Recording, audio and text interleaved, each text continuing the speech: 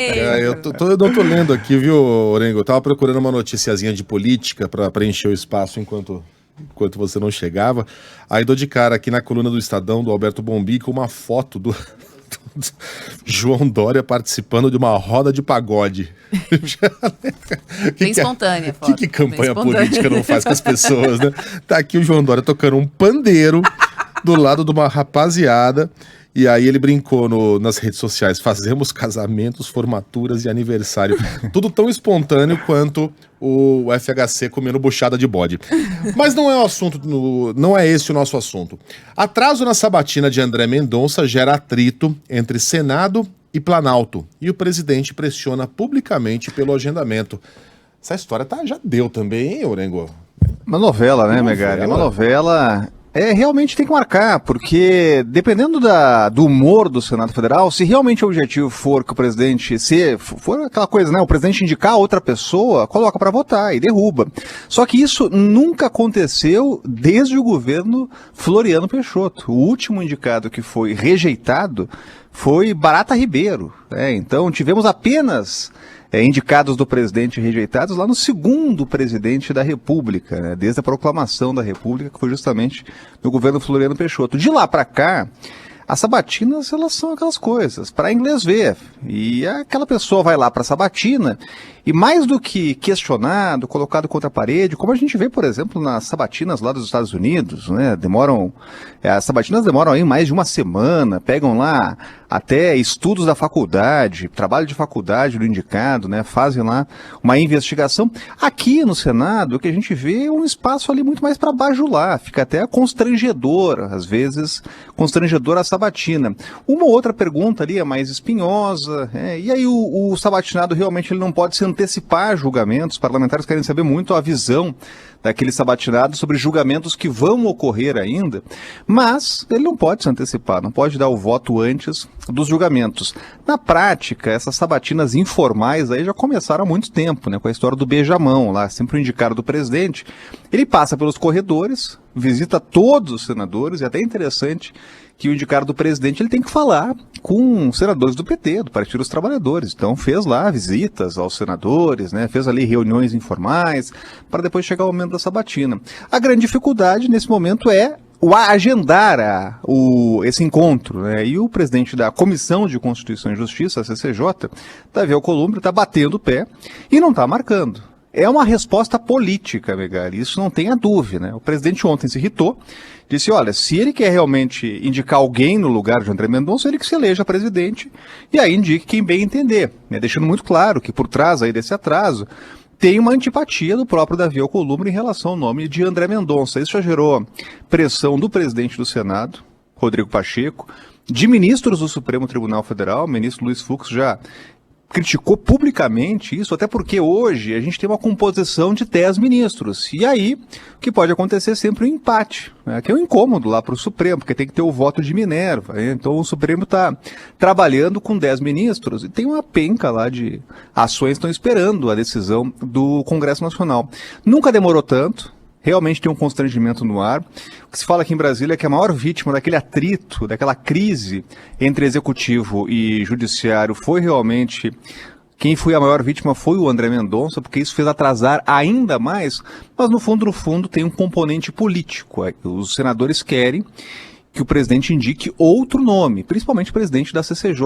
E o interessante é o seguinte, Miguel, não tem nada hoje na legislação, no regimento do Senado Federal, que obrigue o presidente da comissão a marcar a sabatina. Então, se ele quiser sentar em cima, se ele não quiser marcar, ele não marca, né? Isso já foi alvo até de ação no Supremo Tribunal Federal para obrigar ele a agendar esse encontro, né? E enquanto isso fica aquele clima de constrangimento no ar. Agora, com o Congresso Nacional, o Senado não pode se eximir da responsabilidade, né? Se for para rejeitar, que coloque para votar e rejeite. Não dá para ficar ad eternum, assim, essa agenda que não sai, e o ministro a menos aqui no Supremo Tribunal Federal.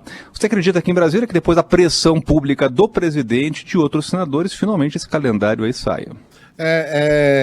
Essas são as pequenas brechas no estamento democrático que não se configurarão jamais em um problema. A gente nem vai saber se que essas brechas existem se houver um respeito espontâneo pelas instituições. Ora, O presidente indicou, é o papel dele.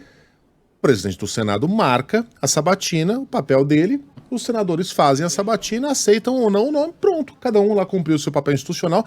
Você nem vai saber que se o presidente do Senado não quiser, essa sabatina nunca vai acontecer. Só que aí o Alcolumbre quer dar uma lição institucional a um presidente que é anti-institucional e age ele próprio desrespeitando a instituição Senado. É a obrigação dele. Eu, pessoalmente, não gostaria de ver o André Mendonça. Acho que não é um sujeito qualificado para ocupar o STF, mas ele foi indicado pelo presidente. E as regras são essas. Então, vamos pensar aqui, como diria Immanuel Kant, na questão ética da coisa. Ele dizia que para você saber se você está agindo ou não com ética, basta você imaginar que todos façam o que você está fazendo. O mundo melhoraria ou pioraria? Então vamos levar essa discussão para o extremo aqui, Orengo, para o extremo do extremo, tá? Viajando longe mesmo. Vamos supor que todos os presidentes do Senado, a partir de agora, façam isso. Não marquem sabatinas de indicados pelo presidente por questões pessoais e políticas. Os presidentes vão morrendo e vão se aposentando, os ministros, e no extremo, a gente vai ter um STF sem ministro. Pronto, vai chegar um dia que a casa vai estar vazia, porque os nomes não são nunca agendados para participarem dessa sabatina. Então você percebe como um pequeno chute no traseiro de uma instituição democrática, se for repetido muitas vezes, cria o caos? É isso. Tá na hora de acabar com essa história logo e se for recusar, recusa, se for aceitar, aceita, mas pelo amor de Deus, não deixa a gente pendurado nessa brocha. Tá na hora também. E tá na hora também.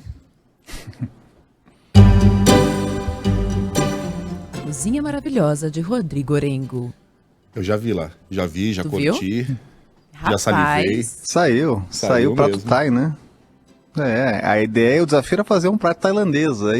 E sabe que eu não tinha feito ainda, Megali? Eu achei muito, muito fácil, aquele prato papum, sabe? Você coloca ali o camarãozinho para selar, depois faz um refogado ali de cebola e alho, vai a pimentinha dedo de moça, que dá aquela picância tradicional do prato tailandês, e aí é creme de leite e curry, fica essa beleza. E o grande diferencial é que você corta ali o abacaxi Só e coloca creme de leite e todo esse curry? preparo.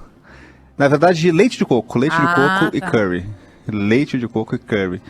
Aliás, leite de coco é muito usado na comida tailandesa, né? E aí o diferencial do prato é esse. Você pega ali um abacaxi, corta no meio e ele vira praticamente um prato. Você coloca esse preparado aí dentro do abacaxi e coloca cubos do abacaxi aí que você cortou. Dá aí uma refrescância, fica bem bacana. Mas o E pra abacaxi... acompanhar ali, para acompanhar tem aquele arroz jasmine ali, que é super aromático, casa super bem com essa picância, né? Dá um sabor especial ao prato. Recomendo, viu? Mas prato rapidinho, fácil de o abacaxi fazer. cortado, ele tem serventia que não seja boniteza? Ele ajuda a dar ele dá uma curada ali no sabor?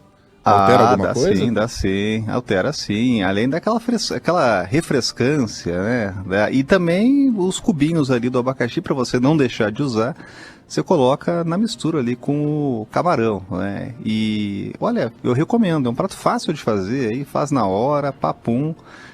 E a comida tailandesa, ela tem aí um sabor super diferente, aí, bem bacana. Recomendo. E eu tô vendo pela quantidade de coentro que a família Orengo é pró-coentro. Eu sou também. Pró-coentro. Pró-coentro. Minha mulher não consegue nem ver coentro, mas eu gosto muito. Tá muito bonito, Orengo. Parabéns. Boa semana pra você, até amanhã. Boa semana, valeu.